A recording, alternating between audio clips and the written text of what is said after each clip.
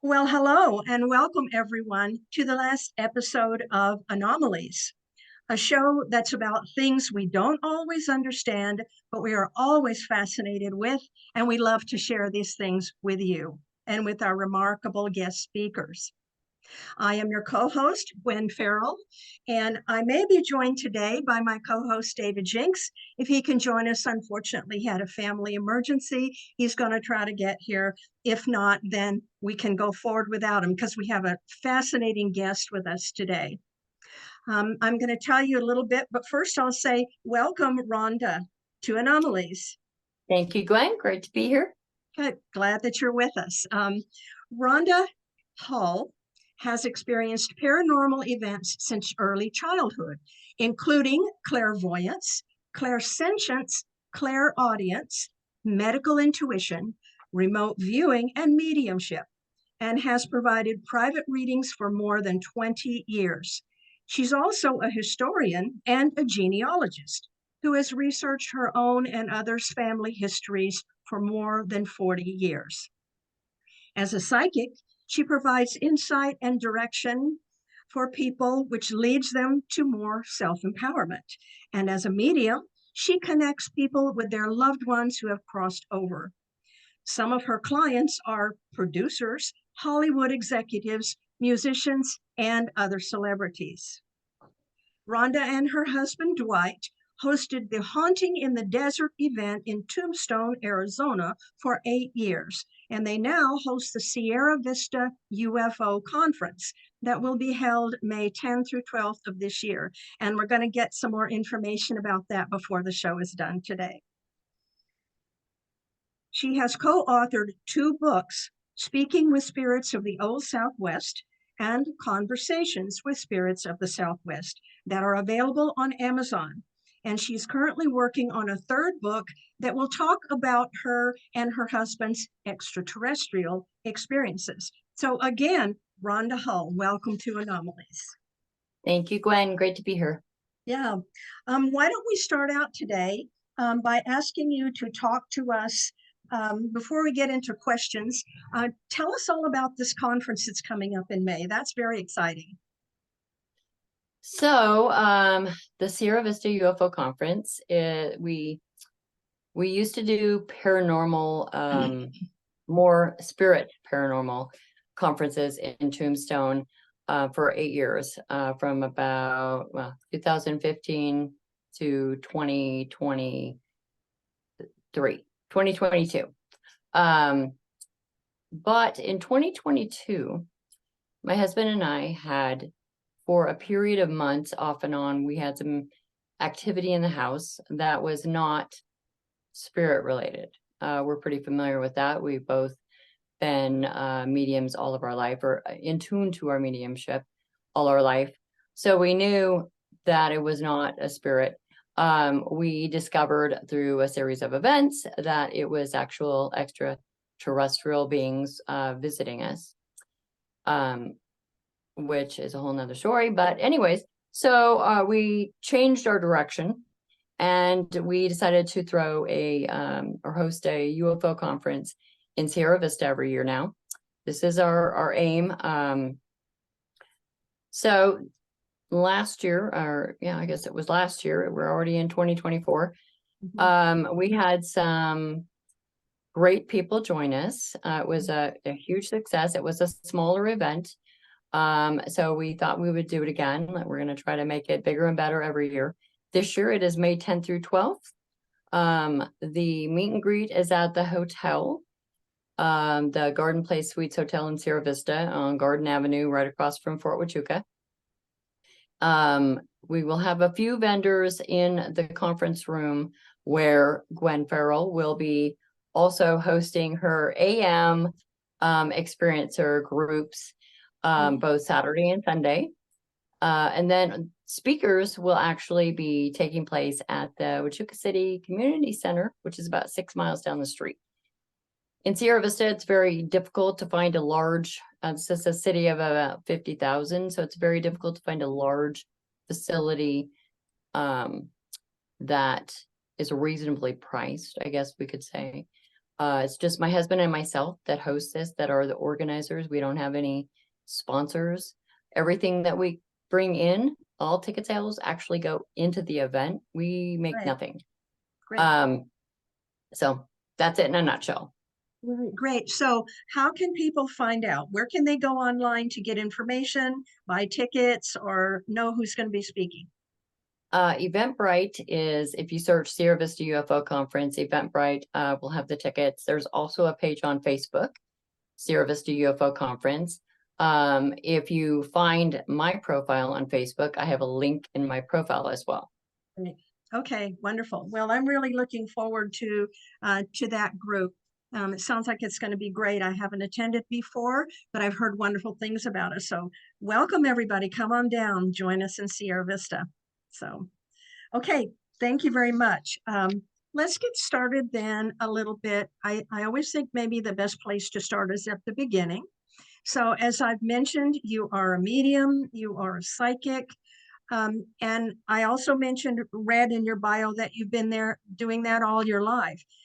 How was that for you as a child? And did you come to a point where you thought, oh, this is real? Or what kind of relationship have you had with those experiences? I started seeing spirits when I was about 6 years old. So to me, it was normal. I mean, I knew that some people that were, for instance, occasionally I would be somewhere when I was a child where a spirit would show up. I could see him as plain as I'm talking to you, but other people that were in the room could not see them. All of the spirits that ever appeared to me when I was a child, though, were all adults, but very benevolent. They didn't really need anything. I think they just appeared to show me that I was open to receiving and seeing them. Not everybody is gifted, I believe. Everybody on planet Earth is gifted, but not everybody is open to communicating. So it was pretty normal growing up. Although I didn't really talk about it at school. I was teased at school because I was very tiny. So I didn't need another excuse, I guess, if you will, to be teased. Back then, it wasn't as accepted, I guess. It was very, very much shunned. Okay. So really, the only people I knew were my immediate family, my grandmother, my mother, my sister. But it wasn't a big deal. It was just life. Good. That's interesting. I know that I was going to ask you, and I think maybe you just answered the question, if there was anybody else in your family who had those same gifts. Well, my sister was not really open to it, I don't think, but my mother was open to it, but it scared her, I believe. She didn't really talk about it, but she never made me feel like it was like I was saying or wasn't saying something that I was saying, or she never dismissed it. My grandmother was, I believe, very, very much a psychic medium, very much an animal communicator. She just had a way with animals and insects that I had never seen anybody else until my husband.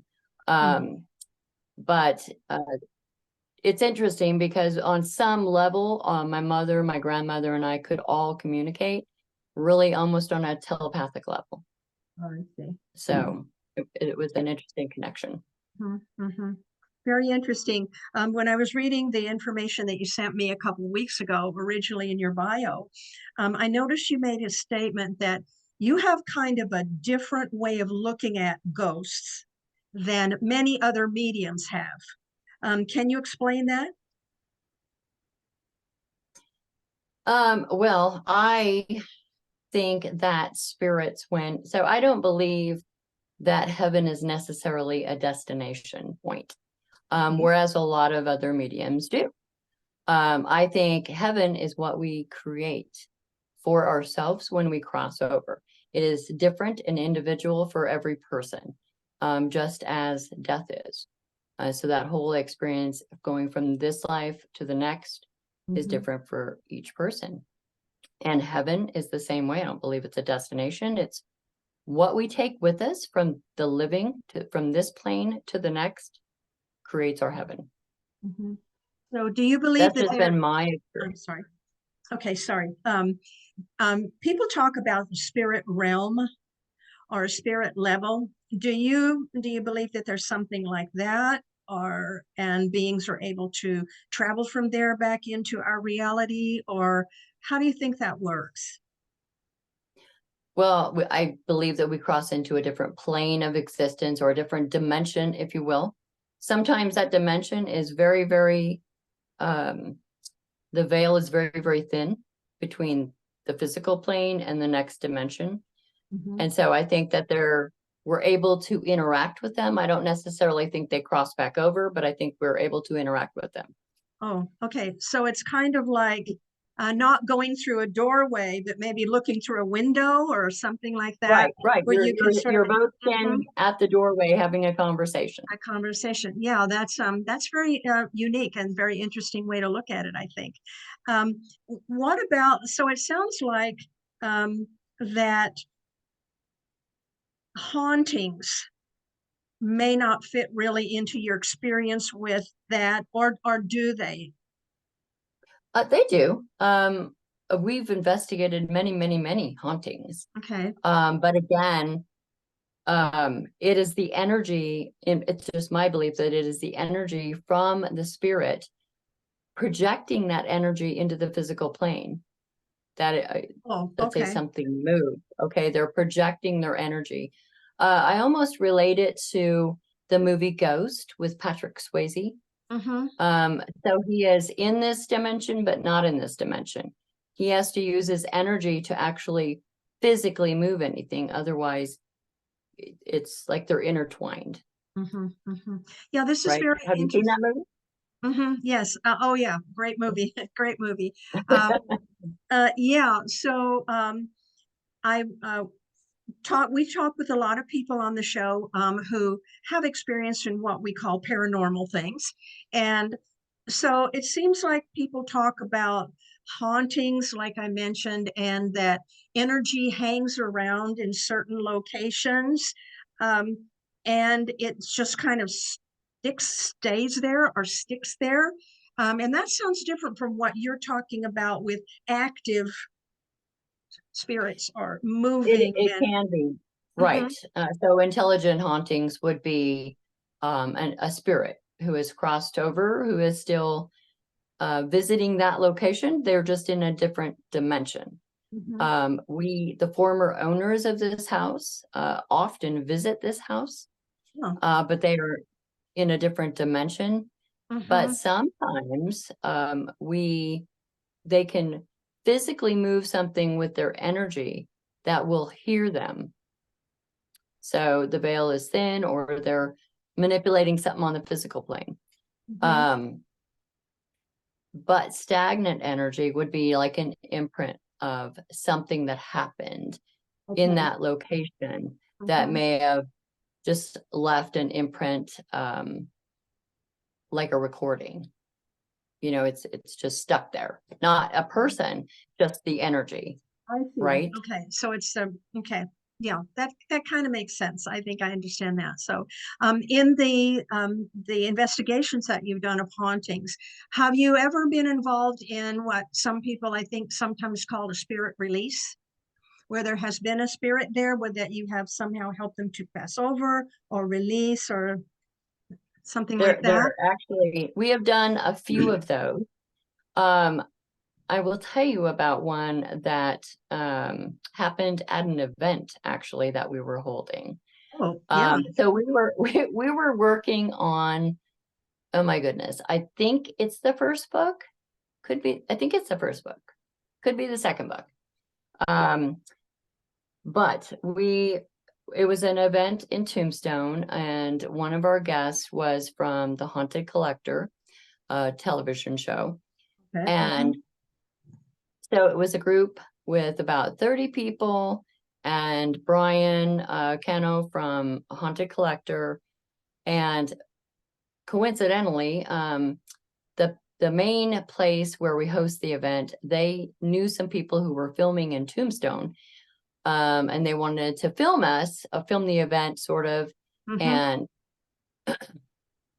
they were gonna, I don't know what they were gonna do with the film, but anyways, so they were there, about 30 people, and Brian, and we were trying to do an EVP session or communicate with a recorder with any spirits that might be in this building. Now, the building is a reenactment place now in Tombstone, but in the 1880s, I believe it was a mercantile or a store. Okay. So Brian and somebody else are behind this bar, and they're just trying to do an EVP session. And myself and my husband and our co-author friend, we were all just sitting back, letting everybody enjoy the event and do, this investigation. And lo and behold, they got an EVP. And it was, I think they asked if, I can't even remember what the question was, but they got a response. He killed somebody, I think is what happened, is what they got. Yes, he killed somebody. And so they called us up one at a time. The Dan, our the guy that we wrote the book with, he's a pendulum dowser. So he went up there with his pendulum and he was trying to get some more answers. And then they called my husband up to help Dan do the pendulum work. And then they called me up to see if we could, somehow have a more deep conversation. I wasn't even halfway to the bar, to the location, and the energy just shifted in the room, and I started, ugly crying, for lack of a better word.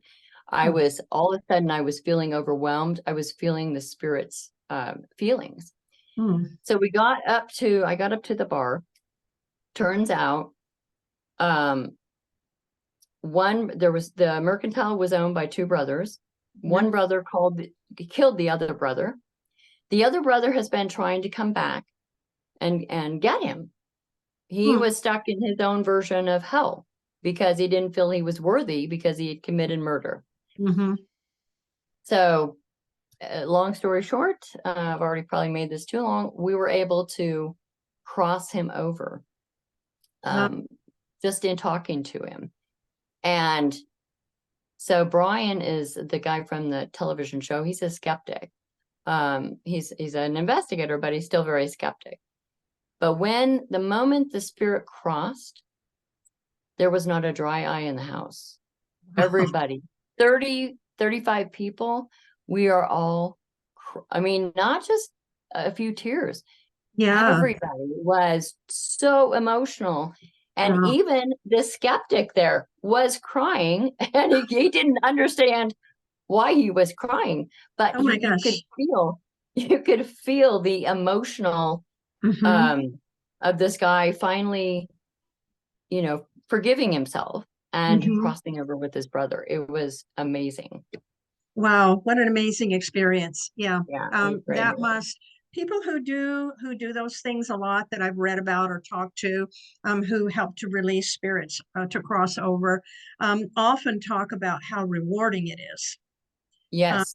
Because it's just, and how, they just, it's overwhelming. Yeah. So in your situation, it definitely That's the ugly crying, right? You're so overwhelmed, and just, it is so rewarding to help somebody move on and not be stuck somewhere. Yeah, I think that's a very different experience from people that you see on ghost hunters or shows where they're going to houses or buildings and they have all their fancy equipment and they're recording and all of that. Not that there's anything bad about that. It's just that to have a real moving experience like that, especially when you've got a bunch of people who have the same thing, that's very different. It is. And you television cannot capture emotion like that, you know, Mhm. at least not anymore. Mm-hmm. Interesting, very interesting. Yeah. So you had the show in Tombstone. Everybody who's from Arizona, I'm sure, knows kind of about the history of Tombstone. Has been down there. I was down there many years ago. But so is Tombstone and that area of the state particularly active, would you say, paranormally or spiritually, or are there other parts of the state that are equally? I think probably, I don't think there's a place in Arizona that isn't active. I Mm. think Tombstone is really active. I mean, every place here is active, but it's very active there because of all the shootings and deaths and, you know, All the instantaneous, you know, violence. all the shootout, Mhm. right? Yeah. All the violence, and there Mhm. was fires. There was 2 or 3 fires that burned almost every building down. Mhm. Um, so yes, because of that, I think the activity is more rampant, I guess you could say. But you Yeah. know, you could be at a grocery store anywhere in Arizona. It doesn't have to be a haunted building or an Mhm. alleged haunted building, Mhm. and have spirit activity. And literally, like we were talking about in downtown Phoenix, that's Wow. all built on ancient Hohokam, you know. Right. Mhm. Yeah, it's there. A few years back, I had a place, a cabin, I guess you might want to call it, in Prescott, right on the edge of Prescott, in a small community. And there's been a lot of violence in Prescott too. I think it's been called the most violent uh, town in the country or the West or something like that. Yeah, and I have never experienced a paranormal experience like I had there. It was in my house, and I'm not going to go into detail about it, but what I believe is that it actually was coming from the surrounding environment, from the earth, Mhm. and from because my house was right up against a hill and there was a lot of rock and things around there. And that's the feeling that I always had, is that's where it was coming from. I never suffered any problems or anything because of it, but it was definitely uneasy for me. And I didn't have the house for just a few years, so I didn't have bring anybody into to look into it. But I really believe in earth energies, and I really believe that human people, we leave our energies on the Oh, earth. Mhm. absolutely. Yeah, we Absolutely. do. And so that was an interesting experience. So um, great. Let me see what I have out here that I definitely don't want to skip. Um, so I do want to have a few more questions about the paranormal before we go into the genealogy part. Oh, yes. You did mention also in your information that you sent me that you love to hike, you love to be in nature. And I'm wondering if you've ever had contact with what I would call nature spirits, such as what some people might call fairies or beings like that, that you could share with us. I wish I had Oh, experiences with fairies or mhm. nature spirits. Um, Even Bigfoot. He's Mm. and I'm originally from Oregon. So I do have one Bigfoot story in my family, although it wasn't a sighting, it was a footprint, but um we love to hike. We have hiked all over Arizona and New Mexico. We have never had that kind of an experience, Mm. unfortunately. I'm very open to it. But interestingly enough, um, there is a show, I think it's on Netflix, about fairies. Um, Oh, Carnival Row. Carnival Row. Have okay. you heard of that? Carnival Row. It's R rated, R plus rated. But it is about fairies. Um, and interestingly, in my genealogy, I do have family members named Faye, last surname Faye, Oh, which is mhm. associated with the Associated fairies, right? fairies. Hmm. I don't know much about them, but I thought that was interesting. Hmm. Hmm. Very interesting. I used to do a lot of hiking up and around Arizona too, across the state and a lot up north around the Flagstaff area, in the foresting areas up there. And I am not, I don't have the gifts that you have, but I don't think you can go up there if you are open-minded and open-hearted without feeling that there are beings there. Oh, Whether you, absolutely. yeah, whether you actually see one or you're lucky enough to see a Bigfoot footprint or something. So yeah, so well, I wish you good luck with that. Be sure and let me know when you start to see fairies. Oh my goodness, I will. I want to know about that. So, and maybe that'll come out in a book pretty soon. So, okay, well, I want to ask you, is there anything else that you want to share with our visitors or our viewers about your psychic or mediumship? We haven't talked too much about the mediumship. I'd love to know if there have been experiences that you've had in talking with people about their loved ones that you found that in particularly powerful or moving to you that you'd like to share with us?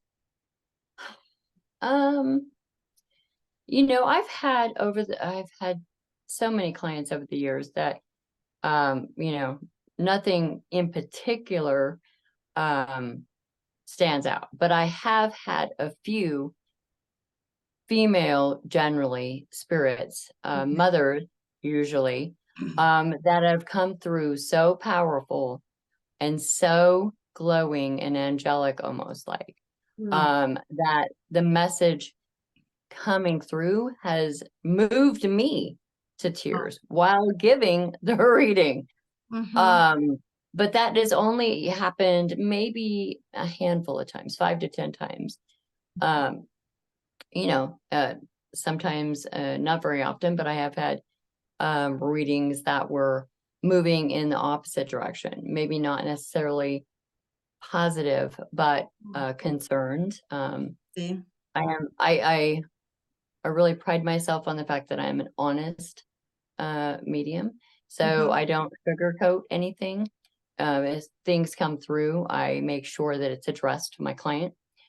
And sometimes, not very often, but sometimes it's not all good information. So Mm-hmm.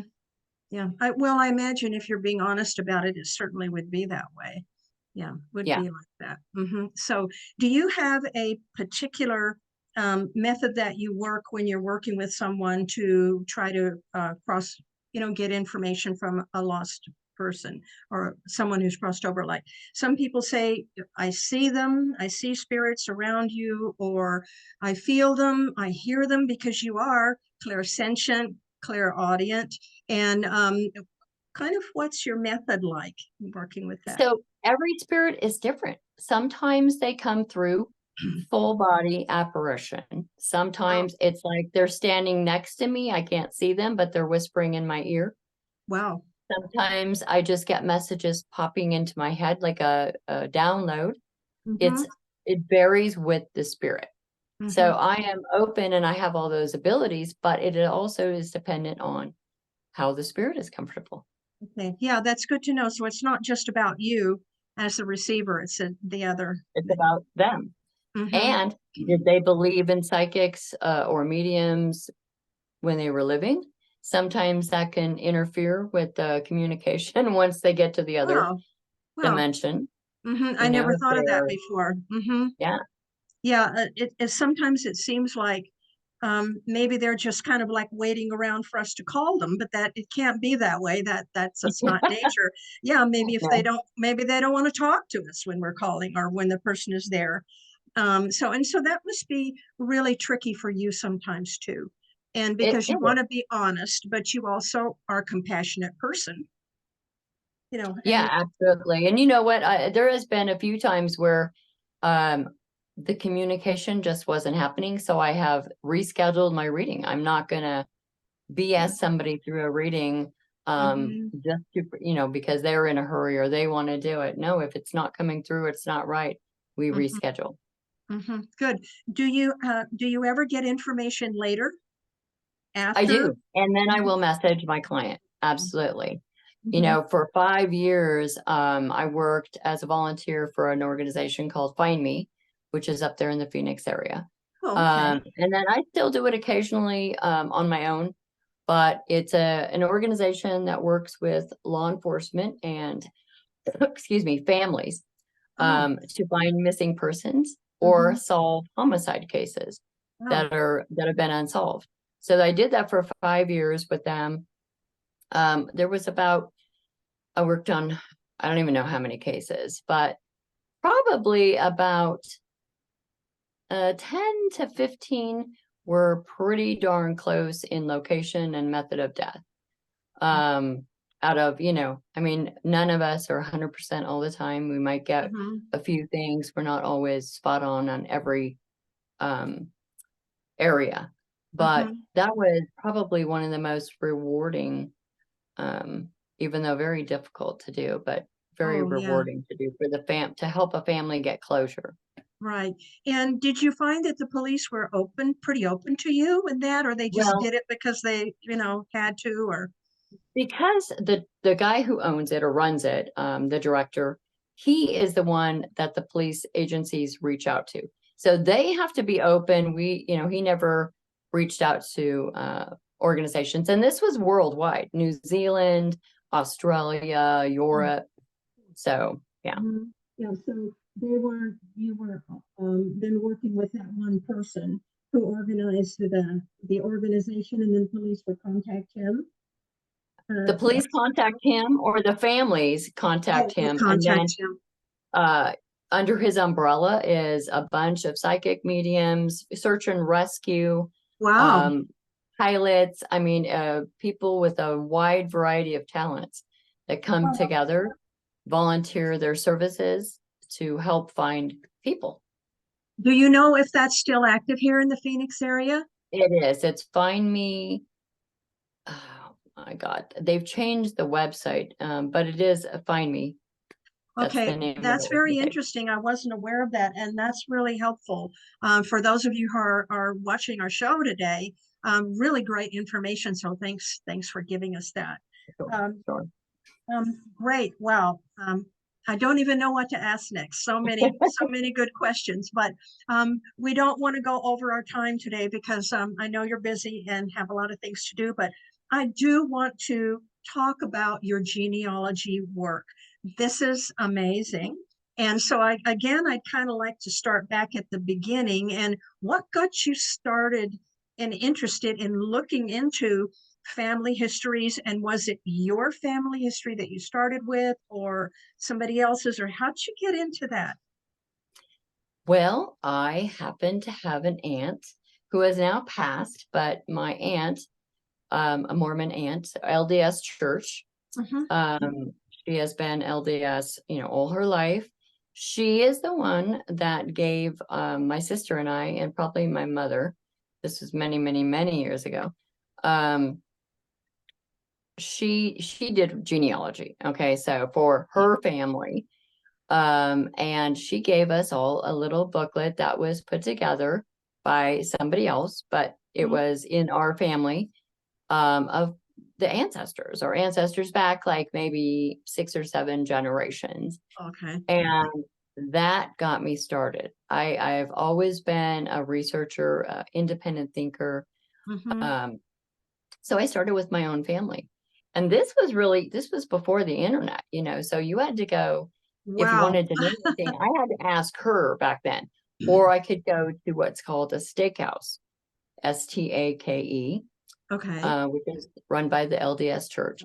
And they keep everything on microfiche, and they still keep everything on microfiche.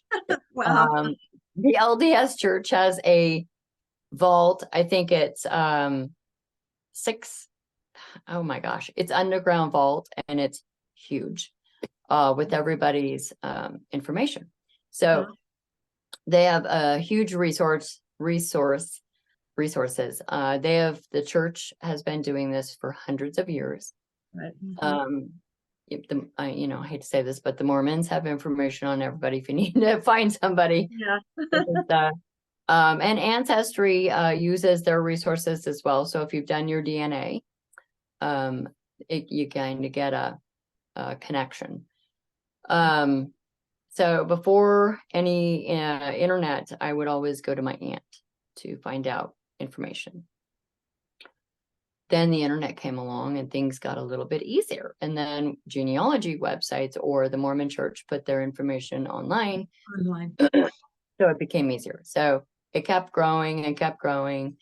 And I would build my trees. And now I've got one on Ancestry and I've got one on Family Search, which is the Wow. LDS. Mm-hmm. And I have done my Ancestry, not online, but I've been able to go back to maybe about 1000 BC in Wow. certain lines. Mm-hmm. And then from there, there's other websites that have the genealogy from Adam and Eve or the Anunnaki, whatever you Oh want to my believe, gosh. Wow. to the meeting point. So basically, I've done my genealogy all the way back to the Uh-huh. beginning of humankind. Mm-hmm. And do you feel that those are accurate, that that information is accurate? Do you trust that? I do trust that most of it is accurate because they have access to church, a lot of places abroad that the average person does not have Does access to. not have. Mm-hmm. So records that are held in libraries or churches that are perhaps underground that Mm-hmm. an average person couldn't get in to see. I don't know if they have access to like the Vatican records, Mm-hmm. but they have a lot of resources and a lot of document to back that up. It's not just names, they have actual records. So, and Wow. what I've been able to do for the last couple of years on Facebook anyways, I have been sharing some of my interesting ancestors to kind of spark people to see who's interested in doing their own line. I'm Okay. kind of a firm believer that if you know what your ancestors did or who they were, it can sometimes inspire us to be better or do better or Mm-hmm. follow our dreams. It can really instill something in you that you didn't even know you had, right?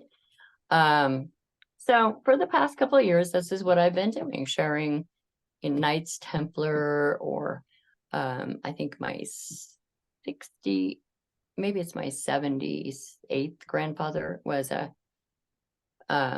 Darius the Great in ancient Iran, Mesopotamia. Wow. Yeah, all kinds Scottish kings, English kings, Swiss. Mm-hmm. There's a Norse god in my when he was made a god long after he lived, but so I've been doing this, trying to inspire people to do this, Mm-hmm. find out who they are. And about a month ago, I was searching. Let me find somebody interesting that I can share. And I'm going back on a line Mm-hmm. I really haven't researched. And it's my grandmother's line on my mom's side. And lo and behold, I found Jesus Christ. Really? And Wow. I'm like, What? now again, yes, I'm like, what? No, I'm an independent thinker. I went to church when I was younger. My husband is a former pastor. I have always been of the belief, because I'm an independent thinker, that he was married. I've always thought that the Da Vinci Code was more truth And than fiction. Okay. Um, and so I've always believed this. And so I going through the line and I'm just fascinated. I'm like, I can't believe this. And I'm going down the line and it is almost exactly like the Da Vinci Code says when they're in the library underneath Rosslyn Chapel, uh-huh. that it goes through the Merovingian kings. Mm-hmm. Wow. And well, first it's the Disposseni, which means the Grail kings. Disposseni is about the first, well, there's at least 2 children. With the son, it's at least the first maybe 5 or 6 generations are all Grail kings, which is the Disposseni. And then it goes to the Merovingian kings with the daughter or alleged daughter, if you want to believe this, Sarah. She marries a Merovingian. So, it was very, very overwhelming. And I shared it on, Yeah. did my lineage, posted it on Facebook, and surprisingly, I didn't get very much pushback, which I really thought I would. But the more I started thinking about it, I'm like, now I've always believed too, and this, might throw some people off, but I've always believed that was Jesus a man? Just a man? Was he divine? Or could he have possibly been a hybrid? Meaning extraterrestrial and human DNA. Now, all of his miracles that would make him divine. I mean, if he was part extraterrestrial, that would certainly make him a demigod or a divine being. And so I really started to ponder that. And then a friend of mine, a few days after I made that post, she says, Rhonda, you really have to watch this movie. And it's called Proximity. It's an indie movie. Okay. It's an indie movie, but it's done really well. Okay. Really well. It's probably one of my top favorite extraterrestrial movies, only because the extraterrestrials are not bad. They're not, killing people. They're not made out to be the bad guy. It's a very good story. The first it's about 3 abductees that meet, and there's communication with the extraterrestrials who happen to be tall grays, and they're very, very well done. Okay. And but at the end of the movie, I don't want to spoil it for you in case you want to watch it, and I really suggest you watch it. I will. But at the end of the movie, the ETs show these 3 abductees who they're looking for. They just put their hand up to their forehead, and this vision appears. And they are like, why are you looking for him? And they basically tell them that he is the reason for everything in the universe. And I'm like, what? What did they just say? Yeah. He is the reason for everything in the universe. And then they say, everybody that we study is connected to him. And I literally about fell off the couch. I was like, what? And so then I started researching. I won't name names, but I started researching people that are either abducted or have researched ufology, either by military because they were in the military or on their own accord. And so far, I've come up with 23 people who are all connected to Jesus Christ. Now, that may be just a coincidence, but every other line does not lead back to Jesus. So it's so my theory is maybe are some species studying the bloodline of Jesus and Mary Magdalene? Are they studying that experiment, right? Implant. Now we know that they still do that today, right? There's abductees, women where they have taken their embryo, or maybe they put it back. Right. But another interesting thing is that I just happened to be scrolling through Instagram yesterday or the day before, and I came across a video. And Bob Lazar, do you know who he is? Yes, absolutely. Okay. So I think it's George Knapp interviewing him. It's from the late 80s. And he asked him in this clip, it's about a 3-minute clip. He asked him to talk about the religion thing that he had told him about. And basically, Bob says, while he worked at S4, he was privy to a document that was, I think he says, like this thick. And in the document, the ETs say that we are, oh my gosh, what's the term he uses? Not vessels, but we're containers. There we go. Okay. Humans are containers. I've heard that term before too. We're containers for souls. But then he says that George kind of pesters him and he says that in the document, it says that the extraterrestrials told whoever that Jesus and 2 other people were implanted into human beings. So they are hybrid. Yeah, hybrid. I don't know who the other 2 people are. He didn't mention them. Mhm. But I thought, oh my goodness, what is going on? Maybe there is some truth to this. So Mhm. this is my new focus now, is trying to find out the truth. No, I think So it sounds like you're on the right track with that. I have for a while been thinking about and doing a little research on. I'm not going to get too much into detail about it because I haven't got very far. But that what you were mentioning about Jesus, because it does say in the Bible that his mother was a virgin, and if right, you have God, who could be an ET, and right, a human, and they have a child, what the hell is that but a hybrid? That's a right. hybrid.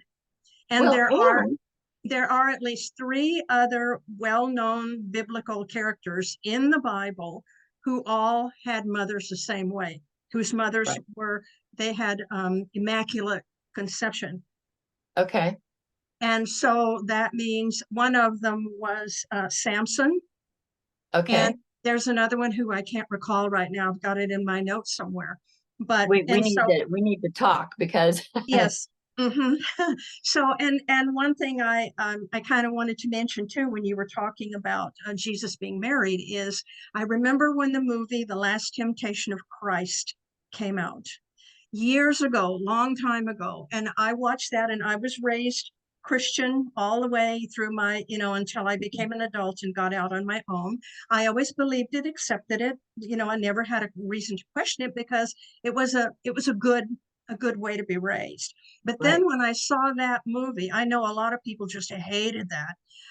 But I was just stunned and I thought, wow. And that really kind of started me thinking again. I never gave up my faith, but I always, got my intellectually thinking about Jesus and being married, and then other things that have come out since then. So I am so glad that you're working on that. Yes, and for those who question that he was married, there is the Gnostic Gospels. They are ancient documents that were found in Egypt in the 1940s, I believe. And the Gospel of Philip talks about how Jesus used to kiss Mary on the lips and how he Yes. loved her more than the other Mhm. disciples. And so, and there it goes on more than that, but she was his companion, which literally meant wife in those days. Mhm. Also, in those days, you had to be 30 to be a rabbi, which is why Jesus, there's nothing until he's 30, right? Because you had to be 30 to be a rabbi. And in those days, according to certain texts, but in those days, all rabbis, it was a Were requirement to married, be married. had to be You married. couldn't be a rabbi without being married. So I know people, it's hard to accept, but I'll tell you what, it's actually made me because I haven't been to church and I'm probably not going to go to church, but I grew up going to church too. Mhm. But as I got to be an adult, I'm more free thinking. But now I think I feel closer to him now than I Yes. ever have, right? So, Mhm. but I want you to look up the Annunciation. It is a painting that was, I think, done in the 1500s, but Mhm. it shows the Virgin Mary in what I believe might be a church in Okay. a building. Mhm. And up in the sky is a UFO, Yes. and there is a beam of light that goes Mhm. directly into her head. And I'm like, it's been there all along. There's 3 or 4 paintings from Mhm. long ago by different artists, all showing UFOs over Mary and Jesus, over Mhm. Jesus when he preaching up in the sky. I mean, it's right there in front of us. We just need to look. You need to look. Yeah. And I think we've had our religions, especially I can speak from Christianity because that's what I was raised in, has been so influenced by Yes, the history of it, the history of the church, of things being removed and things yep, being banned, and that we have missed so much. And I agree with you too, Rhonda. This whole thing about Jesus being married, having children, to me, that just makes him more real. And it just makes absolutely. him, and for those of us in Christianity, I was taught you want to have a relationship with him. You try to have a relationship with Jesus. That's what it's all about. Well, it's a lot easier for me to think of having a relationship with someone who was a father and a Right, right. rabbi and a teacher and a husband rather than someone who's so far away and so Exactly. different from us. So I am so happy that you're doing that. That's really amazing. I'm very happy about that. So yeah, and I am familiar with the picture. I'm going to take another look at it again though. And so lots of interesting work that you're doing, and I'm glad that you're doing that. Well, fabulous. I don't want to keep you too much longer, but we kind of have a question that we like to end our interviews with all our guests. And they're all remarkable and really intelligent people. So we always want to know what you're thinking. And that is, if you can look at humanity right now, where we are, and all of your life experiences, what's going on in the world, where do you see us, say, in the next 20, 50, 100 years? Are we looking good? And does humanity look like it's moving forward in a positive way? Some people say, nope, it's all going to have to end and we're going to have to start from scratch. What do you think about that? I really think that we will be in a good place. I don't feel like we will have to start over, although it would not be a bad thing if we lost technology. Okay. Yeah. I mean, there was a lot of things that were not necessarily great about the 60s and 70s and even the 80s, but there was a lot of things that were really good, and that is that we knew how to communicate. Yes. Although I love technology, don't get me wrong, but I don't see us, like humanity wiping ourselves out or with any kind of weapons. I do see us moving forward, and I hope that in 20 years, there will be a much more people in tune with nature, with your own intuition, Mm-hmm. and free thinking, okay, Mm-hmm. and doing the right thing. Good.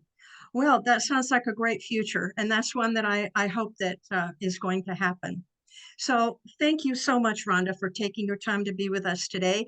I am just so excited about this, and I think we're going to ask Dwight if he would come and talk to us later in the year, and maybe you will come back too. And I can't wait for the UFO conference in May. And so I'm going to say goodbye. Thank you so much for all you're Thank you. doing. Keep up the good work and take care of yourself. Thank you. Bye bye.